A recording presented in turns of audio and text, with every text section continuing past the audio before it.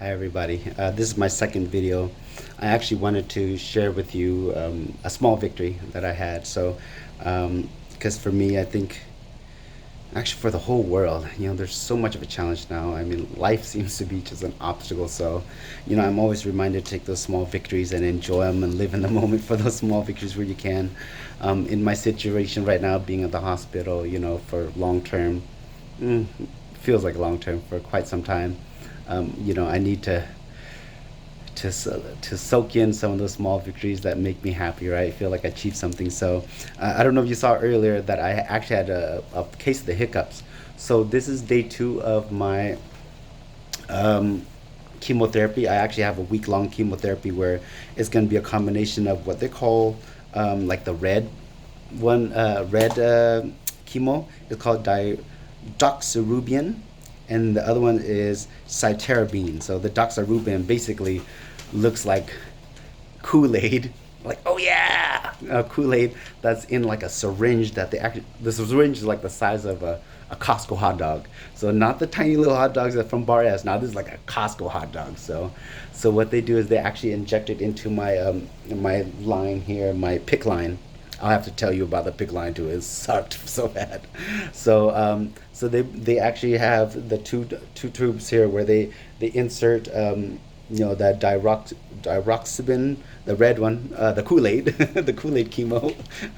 They put that in there by hand. They actually have to do it by hand, little bit at a time, little bit at a time, little bit at a time. So it's a big old syringe, and then on top of that, they put that cytarabine, and kind of looks like looks like a saline bag. So that one's actually on continuous so I'm hooked to that for 24/7. And then the Kool-Aid, the chemo, chemo Kool-Aid. I'm gonna trademark that. It's just for 3 days, so I got one more session tomorrow. But because of all the fluids along with that and the saline and all that, so it's filling up my gut quite a bit. So I'm actually feeling really full all the time. And it presses against kind of like my diaphragm. I've been getting like hiccup attacks. So I had like yesterday, I had like 4 attacks of hiccups, even when I was like taking a walk. So that's the other thing. I've committed to making 2 walks every day for 30 minutes. So I do a 30-minute walk for a loop around the oncology unit, drive them crazy like a NASCAR NASCAR walker. And then another 30 minutes after dinner. So that way I can burn off some of that food, so it's not settling in after I eat the food. So trying to stay strong that way. The doctor highly recommends exercise, so that's part of the really highly recommended activities if you're able to is exercise whatever you can to your abilities, optimize your abilities while you can, because that'll help you heal up faster. But even like I said, when I was walking yesterday, like I literally hicked up for the full 30 minutes. But that's where my little victory came in. So it actually worked again. So thanks to Tacoma Refugee Choir, TRC represent. They actually had a lady that does musical healing. Her name is Miss Megumi Azakawa, and she introduced this like maybe 2 3 weeks ago. Something called the four square healing, and she uses it in conjunction with music. Basically, she plays music while that's timed. So basically, what it means is this: you're doing an interval of 4, right? A 4, 1, 2, 3, 4. So basically, what you do is you breathe in, 1, hold your breath, breathe out, hold your breath, breathe in, hold your breath, breathe out, and then you just keep repeating that. So that one serves so many purposes. So as you all know, I'm super active, ADD. That's what I thought it was my superpower.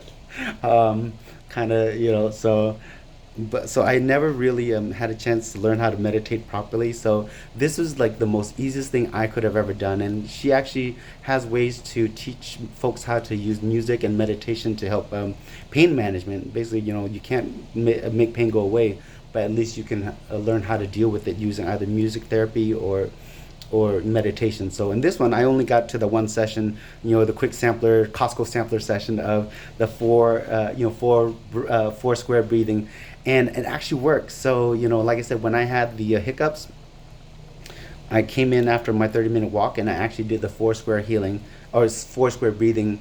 I did it in 5 seconds, just like as you guys can see. I'm super fast. AD 1, 2, 3, 4. It's like really like 2 or 3 seconds. So I actually count to five for each session of breathing in, holding, breathing out, holding, breathing in. So I count to five in my head. Well, I don't have any music, so I just count in my head.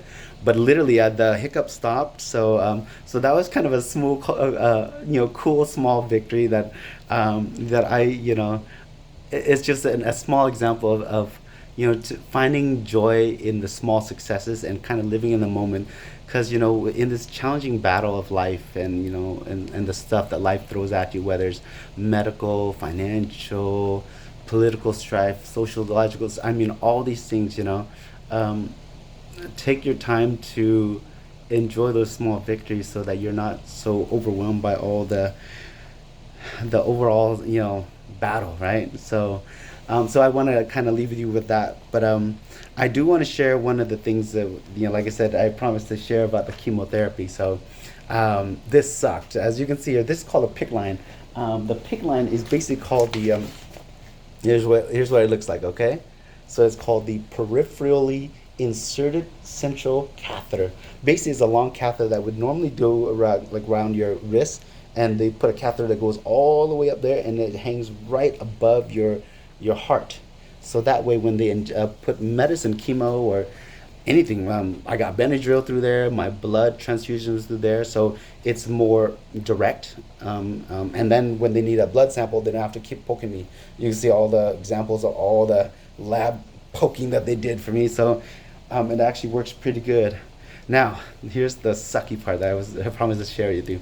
So originally, she had looked up on this arm, and she's like, "Oh, yeah, your left arm looks good. The vein is really good size."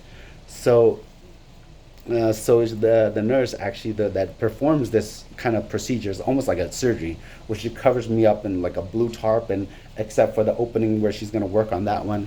So she numbed me up, and she inserted the catheter, and they actually have the catheter has a metal tip, and then they put like this triangle, like a T-shaped metal device above my chest, and then the catheter that goes in there with the metal tip, the triangle, the contraption actually is kind of like a sonic, like a ultrasound type, where you can only see the tip of it, so it looks like a lollipop, and you could see actually it has a monitor where, so she can kind of monitor where it's at. But my problem is she got up to about my clavicle here, and I could see the lollipop going up instead. So instead of going down to my heart, it kept going up, and I could feel it going to my vein that goes up my ear. I can hear the swishing of the water, or kind of like the liquid a little bit. So we tried every trick in the book. We tried to angle my neck this way, looking this way, inverted the table. I mean, like, we worked for like an hour. This is supposed to be like a whole 30-minute session. She had, other patients waiting for her and everything. We ended up spending about an hour on this arm, and we tried everything, and finally she's like, "I'm so sorry, Kim, we're gonna have to give up, abandon that one." It's like, okay. And just let you know, I did try to do my four square meditation through all this too, so kind of that helped a little bit, because I was tense, man. So we ended up abandoning that one, and we got a brand new kit. And so they went to the right arm, and the right arm was smaller in vein, so it's actually more painful when she did the right arm. When for some reason it was just more painful when she injected the anesthetic, and then when she put it in. But it literally only took like 10 minutes. So I was like, oh my gosh, that was just my luck. So overall, this 30-minute should have been 30-minute, ended up being like an hour and a half. So that sucks so bad. But again, let's take a perspective. It did suck, but at the same time, I'm so thankful that she was skilled enough to find a second, another option, and do it successfully, and it didn't take as long to make it more painful. So lo and behold, and as you saw in the bridge, it should end up here, but she ended up going the short route. So she puts it in the vein in my bicep, and it just goes over right here. So it's worked pretty well. Like I said, they put the two chemotherapy medications last night, or Sunday night at midnight, and I felt pretty good. I was able to do 2 walks, like I said, in lunch and dinner walks.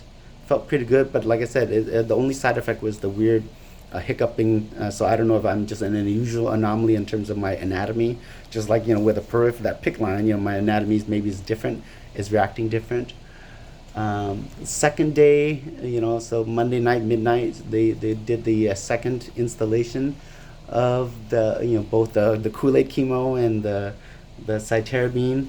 And like I said, I just, it's a lot of liquids. The nurse said that they literally, between all those chemotherapy plus the saline and all that, I literally, in a 24-hour period, I literally have 2 liters of fluid in me. So that's literally a pop bottle that you see at, like, those that you buy at Winco or whatever.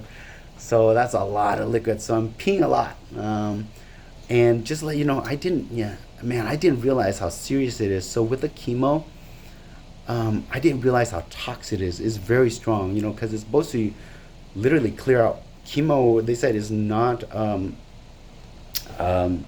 it's not selective. It'll kill the bad cells along with the good cells. So it'll just take everything out. So it's very strong and it's very toxic. So even when I urinate, I have to urinate in a little urinal can or whatever canister, and then that way they measure how much I'm actually urinating, outputting. So they document that. But when it's flushing, they actually have to wear like almost like a hazmat smock suit, and then they dump it out with all the face mask and everything, because they don't want the chance of any of that urine that might have the chemo excretes. They don't want to risk that spilling on anywhere, because it could be pretty toxic. So, and I was like, wow, it's like I didn't know that. I didn't know how serious this chemo is. It's like you watch these movies, about folks that are getting leukemia or cancer treatment, and you never get the actual details, of what's involved. So I guess I'm fortunate in that, I'm able to see what's involved, and I'm fortunate that I can share it with you all out there in the public world there, so that, if you're ever curious how folks, are medically treated with chemo and, the reaction, that's how it is.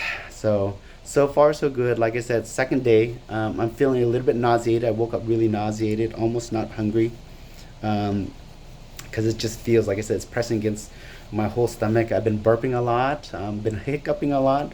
The four square meditation helps, so practice that at home, okay? I actually practiced it with my wife last night while we're like FaceTiming on Messenger, and so just for fun. She actually it was her first time, so she had a hard time with it. But it's actually really good practice. So for someone like me who's never meditated, I totally highly recommend it. It's actually improved quite a bit, and I'm just so proud of it. That's why I'm able to kind of like meditate. So I want you guys to give it a try, just for any reason, even just for fun, just for lack of relaxation, because it's such a tense world right now. Even if you don't have medical problems, there's so much in life that will stress you. And so try that 4 second meditation. I found some more on YouTube too. There's lots of presenters that do the four square meditation. So look that up too. So I hope, again, I hope the notes of my journey help you.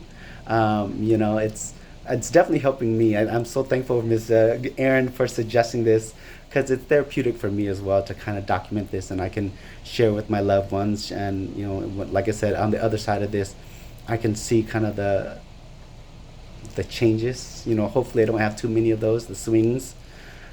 Um, and, it's a scary thought, but I'm hoping that I don't have too much variations in terms of my mood, my body reactions, and all that. So, but I'm thankful that she suggested it, and I hope you all are benefiting as well.